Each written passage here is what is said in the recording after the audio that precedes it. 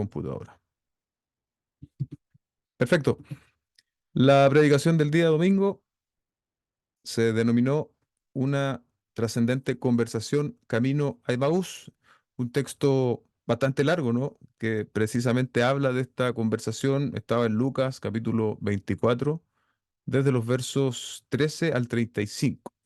No los voy a leer nuevamente porque vamos a ir abordando, digamos, las aplicaciones de manera específica. La introducción, decíamos algo bastante interesante que dice un teólogo, ¿no? Pero yo quiero rescatar, eh, a modo de idea y de aplicación, que la resurrección es un hecho, primero, histórico que nos relata la Biblia. O sea, no estamos hablando eh, de un hecho inventado, no estamos hablando de una interpretación así como espiritual que los discípulos creyeron, que vieron. Estamos hablando de un hecho histórico y en ese sentido, en la escritura, en el Nuevo Testamento, es tan importante de que si nosotros arrancamos de alguna manera lo que significa la resurrección del texto bíblico, quedaría el Evangelio mutilado, quedaría sin un entendimiento. Eso más o menos quería referirnos al autor y me parece una idea muy importante. O sea, la resurrección como hito histórico y como doctrina es algo tan fundamental para la iglesia cristiana que si nosotros la sacamos, definitivamente quedaríamos sin entendimiento, quedaríamos sin, de hecho, el Evangelio de manera completa. Así que así de importante es esto y debemos darle la importancia que tiene. Yo no quise utilizar directamente los pasajes que hablan de la resurrección en sí. Me pareció un lindo desafío hablar de esta conversación camino a Emaús, porque precisamente viene de manera posterior, ¿no?, a la resurrección y creo que representa muy bien el sentir que tenían la mayor parte de los discípulos en ese momento y la enseñanza del Señor. Entonces, me parece un pasaje muy hermoso, lleno de contenido. Y vamos a ir entonces a las aplicaciones. Después mi hermano Patricio y mi hermano Sergio también van a añadir la parte de ellos. En los versos 14, aquel mismo día, dos de los discípulos iban a una aldea llamada Emaús, que estaba a 11 kilómetros de Jerusalén. Conversaban entre sí acerca de todas estas cosas que habían acontecido. Entonces estos hombres, ¿no? Implicamos que estaban en Jerusalén una vez ocurridos los hechos de la resurrección, como hablábamos más largamente el domingo, ellos se van a Emaús. En la Biblia no nos dice por qué motivo, pero ellos definitivamente quizás estaba su casa en Emaús, podemos ahí suponer muchas cosas, pero no nada de manera objetiva, así como lo que iban a hacer, no lo sabemos. Pero definitivamente ellos se alejaron, ¿no?, del epicentro de la actividad, ¿no?, que estaba ocurriendo allí, decidieron alejarse. Se alejaron además de manera triste, dice el texto, estaban tristes, al igual que otros discípulos, según lo comparábamos nosotros mismos en el día domingo, ¿no? Ellos, sin lugar a dudas o con mucha probabilidad, habían escuchado también, así como los apóstoles, las enseñanzas del Señor y una enseñanza que el Señor comenzó a repetir bastante seguido. eh, Fue precisamente de que Él iba a sufrir en manos de los gobernantes, de los religiosos de la época, y que iba a ser muerto y iba a resucitar. Eso el Señor lo había dicho. Y tal vez el primer punto aquí que yo quisiera subrayar esta noche es precisamente de que si el Señor Jesucristo resucitado no aparece a estos hombres, a los discípulos de manera posterior, a las mujeres también, que el Señor primero apareció a las mujeres, definitivamente ellos tal vez no hubiesen creído nunca, ¿no? De hecho, fue tan la amargura, el dolor que ellos sintieron, que hasta olvidaron lo que el Señor les había dicho respecto de la resurrección. Y, y la resurrección, como hemos dicho, es algo tan importante que nosotros leemos en primera los Corintios 15:17, y si Cristo no ha resucitado, la fe de ustedes es falsa, todavía están en sus pecados. Así de importante es, ¿no? Am, Después nosotros avanzamos un poco más al verso 15 y dice, mientras conversaban, discutían, Jesús mismo se acercó y caminaba con ellos, pero sus ojos estaban velados para que no le reconocieran. Eso es importante, ¿no? Y cuando nosotros vemos los pasajes en los cuales el Señor aparece como resucitado, hay en este cuerpo glorificado, entendemos, hay continuidad, pero también hay otros aspectos que cambiaron. Pero aquí en particular, Dios hace algo, ¿no? Y es que vela los ojos de estos hombres para que no le reconozcan. ¿Ok? En otras oportunidades, claro, producto de estar viendo al Señor glorificado, y el impacto que eso debe ser, algunos discípulos no le reconocieron. Pero aquí es distinto porque el texto sí nos dice que estos hombres no le pudieron reconocer, pero porque fue una obra de Dios. Y verso 17, ¿qué discusiones son estas que tienen entre ustedes mientras van andando? Y ellos se detuvieron con semblante triste. Allí está, una y otra vez nos dice que estos hombres, junto con los discípulos, las mujeres, estaban tristes por la muerte de su maestro. ¿Y qué dijo Cleofas? Dijo, tú eres el único visitante en Jerusalén que no sabe las cosas que en ella han acontecido estos días. Una respuesta con algo de, no sé, como de algo de enojo de haber sido, ¿no? Y ahí el Señor le pregunta de nuevo, ¿qué cosas? Les preguntó Jesús, y ellos, las referentes a Jesús, el Nazareno, que fue un profeta poderoso en obra y en palabra delante de Dios y de todo el pueblo. Más que un poderoso maestro, ¿no? Eh, Estos hombres, en específico los que habían estado camino a Maús, estuvieron en el contexto del Señor Jesucristo. Y ahí sí quisiera hacer una aplicación que es diferente a la que hacíamos el día domingo.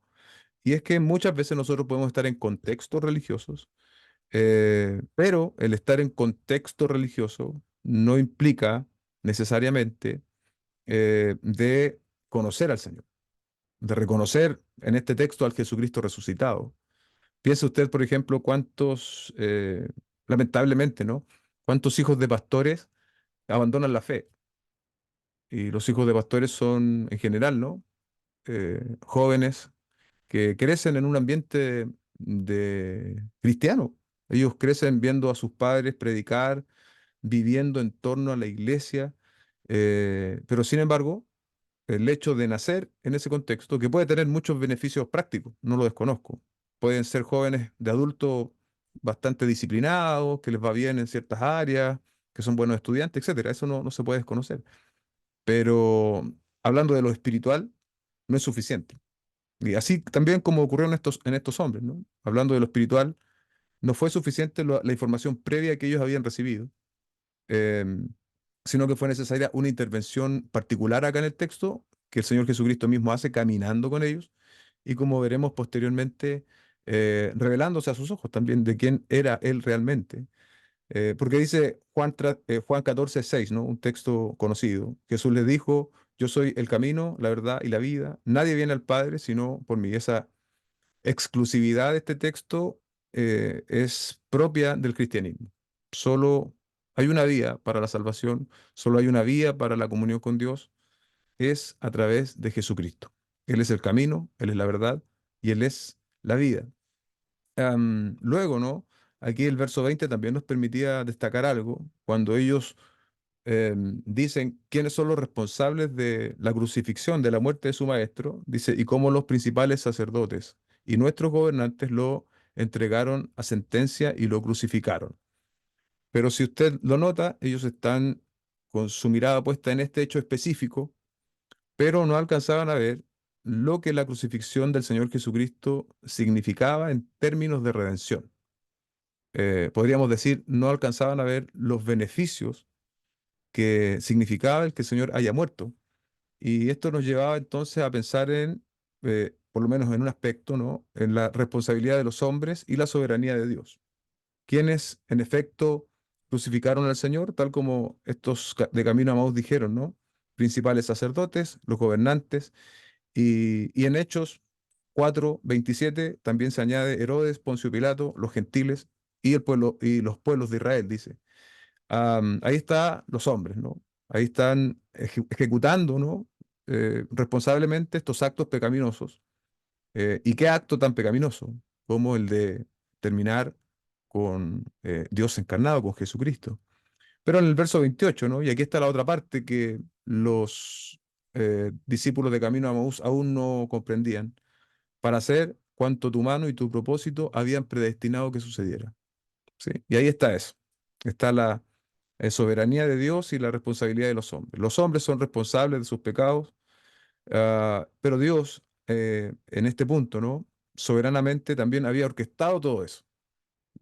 Podemos tener conflictos con estas dos verdades, pero corren de manera paralela, aunque nosotros en nuestro ejercicio intelectual no las podamos entender, pero corren de manera paralela la responsabilidad del hombre y la soberanía de Dios, aplicándose sobre un mismo hecho. ¿Ok? Am, Respecto de lo que implicaba la muerte del Señor Jesucristo, ¿no? La salvación para ellos mismos.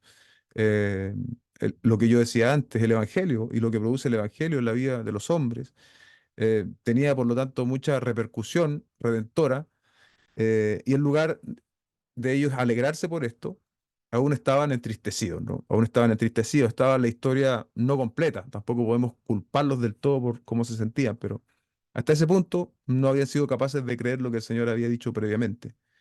Y, y bueno, ahí también nos permite eso hablar, ¿no? Hacer énfasis en el Evangelio y, y tener en consideración siempre eso. Am, Luego, respecto de eso, ¿no? Respecto de lo que estos hombres no vieron, en alusión o relación, mejor dicho, al Evangelio, que posteriormente verían, si eso lo podemos implicar. Y yo ahora, pensando que nosotros, en la gracia del Señor, somos todos creyentes, ¿no? A veces también el camino, el dolor o incluso el pecado, eso también sucede, nos lleva a subestimar la obra del Señor. Em, una mala crisis económica, problemas familiares, son tantas las cosas que pueden velar nuestros ojos, hablando metafóricamente como el Señor veló los ojos de estos hombres, ¿no? Pero pueden dejarnos algo corto de vista a lo que Dios ha hecho. Y eso es algo que nos debe llevar a una práctica, ojalá diaria, de reflexionar en la obra del Señor a nuestro favor. Entonces tenemos que pensar quiénes éramos, quiénes somos y cómo la gracia del Señor nos ha alcanzado. Si tú piensas en eso, en tus peores momentos, en los momentos que te sientes más triste, más desolado, más defraudado, traicionado, o en esos momentos incluso en los cuales estás pecando, va a ser el camino al arrepentimiento en ese último escenario. Y en escenarios de tristeza vamos a encontrar allí entonces aliento al reflexionar en la obra de nuestro Señor Jesucristo. Eso puede ser una aplicación práctica también de cara a este versículo. Algo también interesante, ¿no? Es la esperanza de estos hombres. ¿Qué esperaban ellos? Verso 21. Pero nosotros esperábamos que Él era el que iba a redimir a Israel. Su enfoque estaba eh, centrado en la redención política, en que el Mesías que ellos esperaban fuese quien los liberaría finalmente de la opresión romana y volverían a ser ese pueblo de Israel de antaño, ¿no? Ese que conquistaba naciones, que conquistaba ciudades. Eso estaba aún, incluso en los discípulos del Señor Jesucristo, mucho más adelante en la historia, ¿no? Mucho más avanzada la historia, podemos también implicarlo en Hechos 1:6. Entonces los que estaban reunidos le preguntaban, Señor, ¿restaurarás en este tiempo el reino de Israel o a Israel? Aún pensaban en esta redención política. Y claramente, ¿no? El reino del Señor no se vino a constituir de esa manera que muchos israelitas pensaban, sino que era un reino espiritual. Era un reino espiritual y de hecho era un reino mucho mayor al reino de Israel porque era un reino que iba a convocar también gentes de otras naciones, de otros pueblos, y allí es donde entramos nosotros, ¿no? Como gentiles, también para ser parte de este reino de Dios. Y la aplicación allí, ¿no? Es como muchas veces, incluso nosotros, a veces hablamos en esto como tercera persona, como acusando, pero pienso que nosotros también muchas veces somos responsables de esto en acercarnos al Señor con un interés terrenal, un interés para mejorar nuestra vida en algún sentido, un interés para que el Señor intervenga de manera providencial y nos sane o sane a algún familiar. o mejore alguna situación particular que estamos enfrentando. Y bueno, Dios en su soberanía, hermano, muchas veces utiliza esos canales, pero tiene que llegar un punto en nuestra vida como creyente que entendamos que eso es un canal, pero nunca el propósito final. El propósito final de Dios no es arreglar nuestros problemas en esta vida, o sanarnos, o darnos lindas vidas llenas de armonía, llenas de recursos. El propósito final de la cruz fue a redimirnos de nuestro pecado, ¿sí? Y eso tenemos que entenderlo nosotros, a pesar de que en su gracia y misericordia el Señor muchas veces nos ayuda. Pero aún, si Él decidiera no hacerlo, y si nos ha alcanzado con su gracia, ya tenemos más que razones suficientes para vivir agradecidos. Y eso es innegable y nosotros tenemos que decirlo y enseñarlo de esa manera. Am, verso 21 complementa, ¿no? Dice, además de todo esto, este es el tercer día desde que estas cosas acontecieron. Bueno, ahí algo que yo recuerdo del estudio que hice para esta predicación es que los judíos tenían la idea de que los espíritus de las personas rondaban el lugar donde habían muerto al menos por 3 días. Entonces, probablemente, ¿no? Algunos estudiosos dicen que a eso va ese comentario. Este es el tercer día de que estas cosas acontecieron. Estaban diciendo en el fondo, bueno, es el tercer día y aún no resucita. Podría leerse también así si ese comentario es cierto. Verso 22 dice, también algunas mujeres de entre nosotros nos asombraron, pues cuando fueron de madrugada al sepulcro y al no hallar su cuerpo, vinieron diciendo también, también habían visto una aparición de ángeles que decían que él vivía. Ahí había un testimonio, ¿no? De las mujeres. Algunos de los que estaban con nosotros fueron al sepulcro y lo hallaron tal como también las mujeres habían dicho, pero a él no lo vieron. Es decir, cuando estos hombres van desde Jerusalén a Emaús, el Señor ya había resucitado, ya había cierta información, pero ellos aún no la creían. Y sabemos que no la creían porque cuando ellos saben que el Señor resucita, lo primero que hacen es devolverse a Jerusalén. ¿Sí? Probablemente si ellos hubiesen creído que el Señor había resucitado, se hubiesen quedado en Jerusalén. Am, y aquí ya terminando este primer punto de la prédica o de la aplicación, eh, hay que decir algo que es muy importante que todos nosotros podamos entender. La fe que salva cree necesariamente que Cristo resucitó.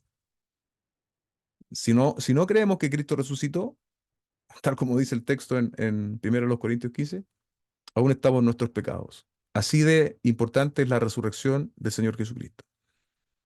Hasta ahí yo dejo mi participación en este primer punto y dejo a mi hermano Sergio y a Patricio para que añadan también lo que el Señor les ha puesto en su corazón.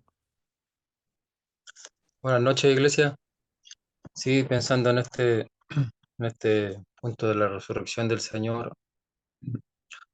Sin duda la resurrección del Señor Jesucristo fue un evento histórico, ¿cierto? Un evento histórico trascendental que marcó un antes y un después en la humanidad. Algo que el Señor había ya anunciado a sus discípulos, ¿cierto? Pero aún así, después que Él murió, la tristeza lo embargó. No solamente a estos dos discípulos, sino que también a los otros, a los 12, a todos los que estuvieron con el Señor. Y perdieron la esperanza al ver que Cristo había muerto. Pero al escuchar que había resucitado, otros discípulos tampoco lo podían creer. Entonces, pensando en esto, igual humanamente es imposible una resurrección, ¿cierto? Ninguno de nosotros ha visto a alguien resucitar, ninguno de nosotros vio al Señor resucitar, pero aún así tenemos esperanza en la resurrección. Tenemos esperanza de que, así como Cristo resucitó, nosotros también vamos a resucitar. ¿Y cómo puede ser esto? Yo me preguntaba, ¿cómo yo puedo creer eso? Yo tengo esa esperanza, pero ¿cómo puedo tenerla? Si yo nunca vi al Señor resucitar, nunca he visto a un muerto resucitar, y el hecho de que yo tenga esa esperanza es simplemente porque el Señor ha hecho una obra, porque yo humanamente no puedo creer eso, no puedo depositar mi esperanza ahí, es porque Dios me ha permitido depositar mi esperanza en eso, es porque Dios ha hecho una obra en nuestros corazones. Y así como muchos estaban tristes en ese contexto porque el Señor había muerto, pero al verle resucitados recobramos la esperanza. De la misma manera nosotros, a modo de aplicación, hermano, creo que en los momentos de tristeza, de dolor, de desesperanza o de desánimo, cualquier momento difícil, nosotros tenemos que aplicar esta verdad de la resurrección del Señor a nuestra vida y encontrar ahí consuelo, encontrar consuelo en que, aunque las circunstancias no cambien muchas veces, hay gente que le toca lidiar con periodos largos de tristeza, de adversidad o toda su vida con enfermedades. Y aunque esas cosas no cambien, hay algo que es seguro. Cristo resucitó. Y así como Él resucitó, nosotros también vamos a resucitar. Así que esa es nuestra esperanza. Apliquemos esa verdad a nuestra vida diaria.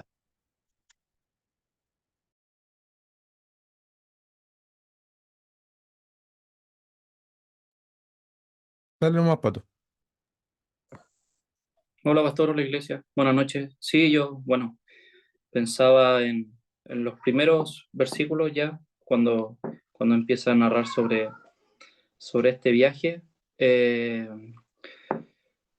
Meditaba en esto y veo que es lindo también pensar que tal como estos dos discípulos se le acerca a Jesús en el camino, aún así nos pasa hoy en día con nosotros. No caminamos solos. Y pienso que una linda aplicación hoy en día en nuestras vidas, que no estamos solos, que el Señor nos acompaña y aparte con la compañía de nuestro Señor, también pone a gente alrededor nuestro. Aquí vemos cómo Cleofas no iba solo, iba con otro discípulo. Hoy en día el Señor nos ha permitido a nosotros estar con algún hermano, conversar acerca de las cosas del Señor, cosas que a uno le edifican. Entonces también debemos darle gracias al Señor por quien nos ha puesto a nuestro alrededor para crecimiento espiritual, para acercarnos a Él. Así que también debemos orar por nuestros hermanos, nuestros amigos que nos ha dado el Señor y glorificar su nombre y darnos cuenta de que no caminamos solos, que tal como el Señor se acercó a estos dos discípulos, Él también se acerca a nosotros para que sigamos continuando nuestro camino de la fe. Amén. Así es. Gracias, Patito. El segundo punto, la respuesta del Señor, ¿no? La respuesta del Señor a la panorámica humana, ¿no? Hay una panorámica humana en el relato de estos hombres, cómo ellos veían, cómo ellos percibían, y el Señor tiene una respuesta, incluso podríamos considerarla poco amable. En el verso 25 dice, entonces Jesús les dijo, oh insensatos y tardos de corazón, para creer todo lo que los profetas han dicho. ¿No? Recordemos lo que decía un comentarista, es un regaño a los discípulos por su falta de conocimiento del Antiguo Testamento. ¿En relación a qué? A Cristo, al Mesías. ¿Qué diría Jesús? Y aquí una pregunta también que la hacíamos el domingo, que este autor también hace y nos sirve para nosotros. ¿Qué diría Jesús a la iglesia de hoy sobre el nivel de conocimiento bíblico? Duda, temor, confusión son el resultado práctico de la ignorancia sobre la Biblia. Estos hombres estaban así, estaban atemorizados con duda, porque no habían logrado hacer la relación entre lo que el Antiguo Testamento enseña y lo que estaba sucediendo respecto al Señor Jesucristo. No había sido revelado a sus ojos. Y entonces ahí pensamos nosotros, ¿no? Eh, Nosotros en muchos sentidos también somos eh, insensatos y tardos de corazón. Espero que no en relación a la resurrección, porque si somos insensatos y tardos de corazón en relación a la resurrección, es urgente que le pidamos al Señor que abra nuestros ojos espirituales a esa verdad. Porque si no lo hace, aún estamos en condenación. Si tú crees en el mensaje de Cristo, si crees que Él vino, que Él murió, pero que ahí su historia ya se desvaneció, tú aún estás en condenación. Tienes que necesariamente creer en la resurrección del Señor Jesucristo. Y como muy bien decía Sergio recién, llegamos a creer no por fuerza, no por convicción, no porque yo soy más intelectual que ese, no, es una obra del Señor. Pero si alguien, por ejemplo, no sé, hay una buena asistencia esta noche, si alguien a lo mejor tiene ciertas dudas, lo que debe hacer es pedirle al Señor. Señor, a mí me cuesta. Y ciertamente, cuando alguien ora de esa manera, respecto de la resurrección, por ejemplo, o otra doctrina importante, ciertamente Dios va a responder. Dios va a responder. Pero también somos insensatos y tardos de corazón, iglesia, en muchas otras esferas relacionadas con la doctrina y la práctica. y tenemos que trabajar allí. Nosotros, como iglesia local, esta iglesia comenzó en un contexto diferente hace ya más de 23 años, para quienes no lo saben. eh, un contexto distinto respecto de la relación con la escritura. Pero yo siempre lo he sostenido así. Yo creo que vimos la gracia del Señor, a pesar de nuestra pequeñez o deficiencia respecto de la relación con la Escritura. Vimos la gracia del Señor obrando en medio nuestro y no reconocerlo sería ser ingratos con lo que el Señor hace, aun con lo poco. Eh, pero tenemos que no conformarnos a lo que hoy día tenemos como creyentes. Y, y el llamado a lo mejor como iglesia local, vamos a estar hablando de eso un poquito más tarde, es a aprovechar los escenarios, las aperturas que tenemos como iglesia para crecer en ese sentido. Es muy bueno tener lectura personal, es muy bueno leer tus libros de manera personal, pero también en otros aspectos es muy bueno y necesario participar con la comunidad de la iglesia local, enfrentando tal vez otras áreas de enseñanza. Estamos limitados en ese sentido, lo sabemos, pero existen. Y no tengo que ser evidente para saberlo. Y creo que hoy lo que tenemos no se está aprovechando bien del todo. Así que, bueno, después de la reflexión vamos a hablar un poquito más de eso.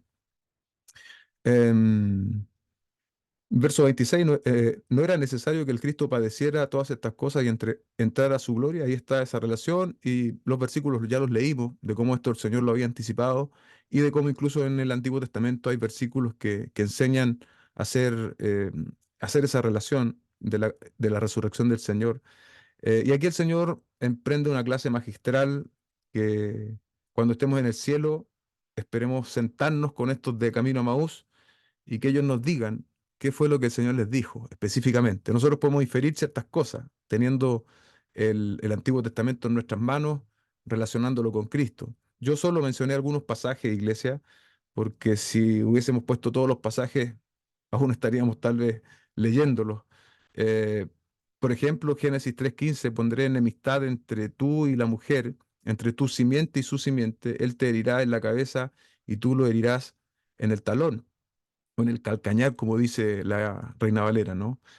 Eso los teólogos lo denominan el protoevangelio.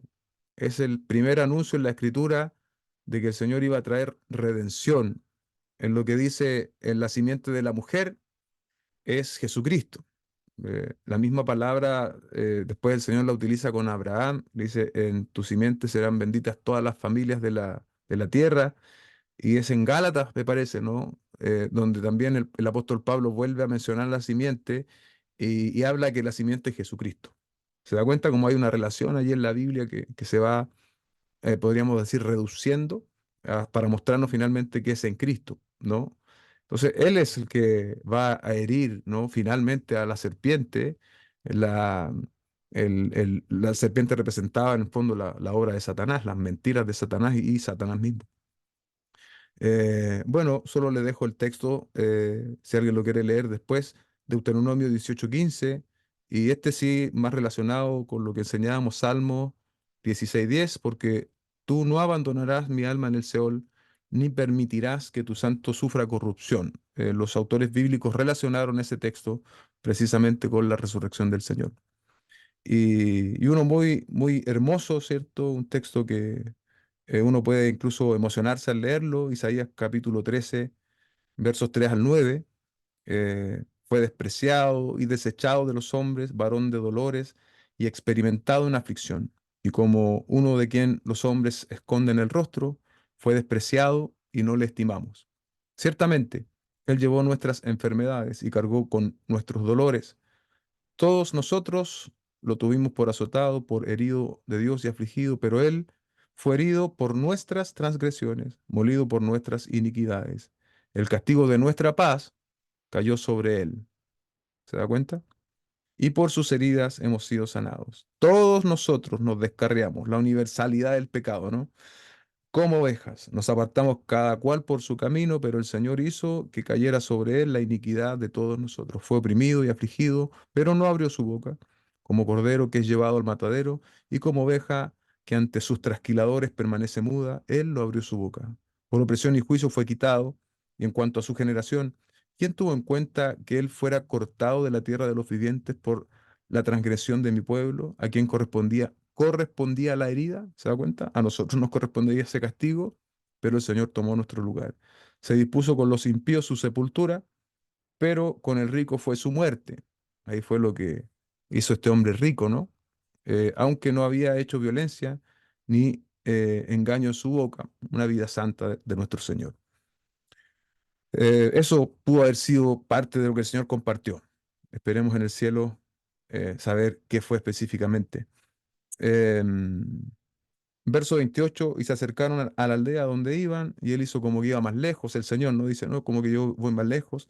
Ellos insistieron diciendo, quédate con nosotros porque está atardeciendo y el día ya ha declinado, y entró a quedarse con ellos.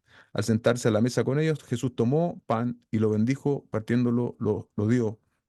Y aquí yo retrocedía un poco en el texto, ¿no? Porque el Señor los llama insensatos y tardos de corazón, les abre las escrituras, y estos hombres aún, hasta este punto, no sabían quién era el Señor. No, sus ojos aún estaban velados a la identidad del Señor Jesucristo. Pero lo que les había dicho fue tan potente, fue tan revelador para ellos, que querían seguir compartiendo con este hombre que para ellos hasta ese punto era un perfecto desconocido. Eh, y eso también nos enseña, ¿no? De manera indirecta tal vez, a nosotros a ser humildes respecto de la enseñanza que podemos recibir. No digo que va a estar Cristo oculto en una enseñanza que alguien nos pueda estar diciendo, pero definitivamente a veces nosotros hacemos apreciaciones superficiales, ¿no?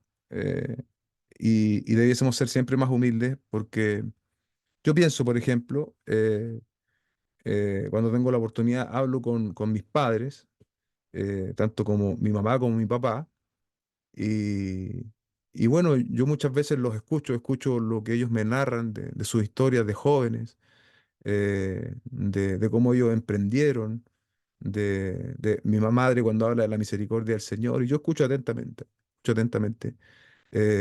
porque creo que hay de Dios en lo que ellos también me están diciendo, y no lo subestimo. Entonces, no caigamos en esa trampa, hermanos, de creernos a veces tan bíblicos, tan autosuficientes, que lo que nos puedan decir los demás, no, no, pero es que eso yo ya lo leí, yo ya estudié eso. No, hermano, siempre con humildad y siempre con este ánimo presto que probablemente en estos hombres produjo la misma enseñanza, ¿no? Ellos cambiaron su chip, como decíamos antes, ellos cambiaron su perspectiva del asunto y querían seguir escuchando. Em, Finalmente, ¿no?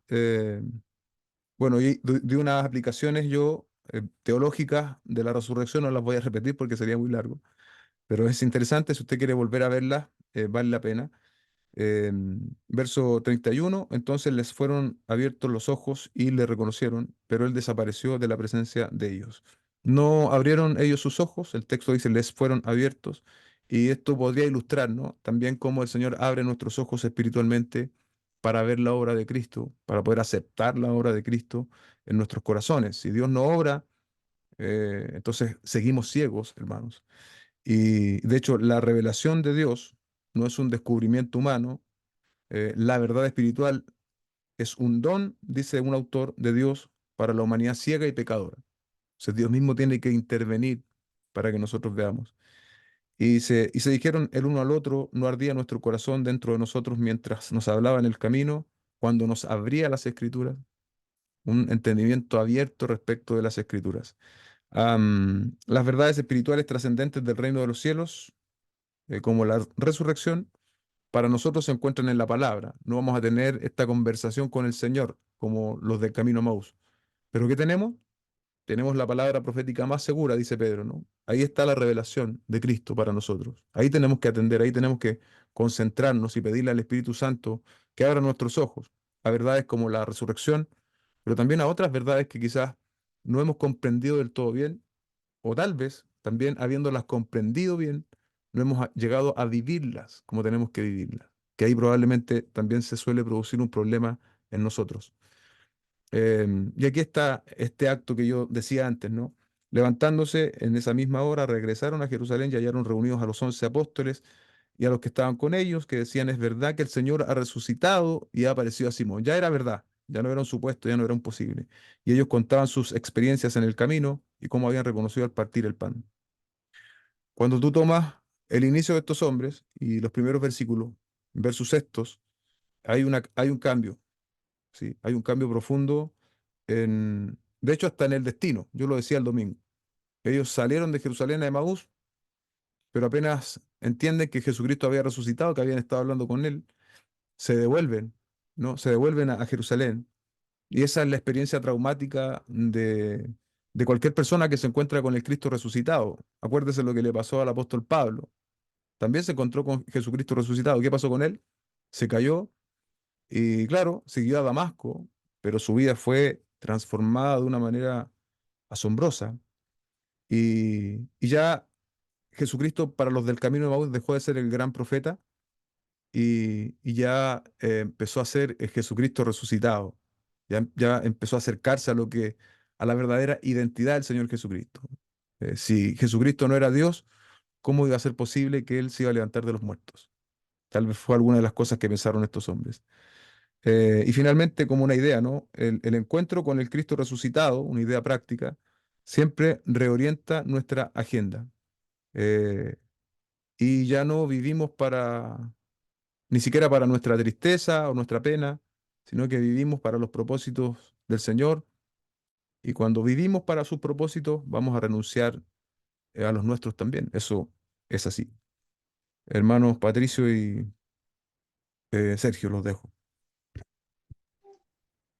Sí, yo estaba pensando de las expectativas que tenían estos discípulos, ¿cierto? El Señor fue apresado, fue crucificado, fue muerto, pero eso no es lo que ellos esperaban otra cosa, sus expectativas eran otras, y sus expectativas eran otras porque ellos no conocían al Señor, el Señor también les llama la atención por su falta de conocimiento del Antiguo Testamento con respecto a la resurrección, ¿cierto? Y así también nosotros, también nos falta mucho para aprender con respecto a la resurrección del Señor. Así muchas veces nosotros también quedamos como frustrados porque a veces esperamos otras cosas que Dios no, nos ha prometido en su palabra. A veces la gente tiene alguna expectativa de Dios, del cristianismo, ¿cierto? Piensan que siempre todo va a estar bien o que nunca va a pasar algo malo. Yo me acuerdo muy bien, hace muchos años atrás, eh, más de 10 años, quizás hablando con un joven que llevaba muy poco en la iglesia, y de hecho duró muy poco, y se fue, y me acuerdo muy claro, una de sus respuestas, la respuesta que él me dio cuando yo lo fui como a animar, él me decía que él no pensaba que la iglesia era así, él había quedado como decepcionado de alguna persona, X. Entonces él venía con otra expectativa, y con otra expectativa de Dios, y se decepcionó, porque tampoco conocía al Señor. Entonces, nosotros hoy día tenemos la revelación completa de la Escritura para poder conocer al Señor, para conocer su voluntad, sus promesas, pero también para conocer lo que Dios nos ha prometido, para que así nosotros no tengamos expectativas falsas del Señor ni de su palabra ni de su iglesia. Nuestras expectativas tienen que ser bíblicas. Él ha resucitado y nosotros también resucitaremos. Eso sí Él ha prometido en su palabra. Entonces, que Dios nos ayude a ser bíblicos, a esperar en el Señor sus promesas y no otra cosa, porque lo demás puede venir o no, todo incierto, pero lo que Él ha prometido en su palabra, la resurrección, eso sí va a pasar, eso es seguro, porque Él lo prometió. Amén. Amén. Gracias, Andrés. Patricio. Sí, respecto a este segundo punto, me gustaría quedarme con el versículo 24 y 25. Voy a leer primero el 25, donde dice: Entonces Jesús les dijo: Oh insensato y tardo de corazón, para creer todo lo que los profetas han dicho. Bueno, en base a qué se lee esto, es necesario también analizar el versículo que le precede, que dice: Algunos de los que estaban con nosotros fueron al sepulcro y lo hallaron tal como también las mujeres habían dicho, pero a él no lo vieron. Aquí vemos cómo estos dos discípulos tuvieron la evidencia de que la tumba estaba vacía y aún así ellos no quisieron creer. Y hoy en día vemos como muchos cristianos se niegan también, teniendo toda la evidencia bíblica, se niegan a creer en evidencia en cosas bíblicas y que ellos las sacan de contexto. Y aún así los que no son cristianos, con toda la evidencia que tienen, se niegan también a creer en Dios. En ambos casos, tanto en los hermanos de la fe de otras iglesias que se niegan a creer verdades bíblicas. Y la gente también que no conoce al Señor, a nosotros nos queda orar por ellos y pedirle al Señor que tenga misericordia para que, tal como lo dijo recién el pastor, que el Señor les pueda abrir los ojos y ellos puedan ver primeramente la verdad que está en su palabra, y a los que no conocen, que el Señor les permita que le conozcan. Amén. Gracias, Patito. Amén. Vamos a orar. Quería pedirle a Jonathan, si puede orar. ¿Puedes orar, hermano? ¿Tienes micrófono por la enseñanza? Ya, pastor, ¿se escucha bien? Perfecto. Amado Padre, venimos delante de tu presencia, dándote las gracias por este momento, esta oportunidad que nos has dado de poder reflexionar sobre la palabra tuya entregada el día domingo, que sea una palabra práctica en nuestra vida, que la podamos, Padre, llevar a cabo, Dios mío, que no sea algo que quede ahí en el tintero, sino que se haga vida, Padre Santo, en nosotros. Te agradezco por la vida de nuestro pastor, de nuestro hermano Sergio, nuestro hermano Patricio. Siga dirigiéndolo, dándole sabiduría para nuestra instrucción, Padre. Todo esto te lo pedimos en el nombre de Jesús. Amén. Amén. Amén, iglesia.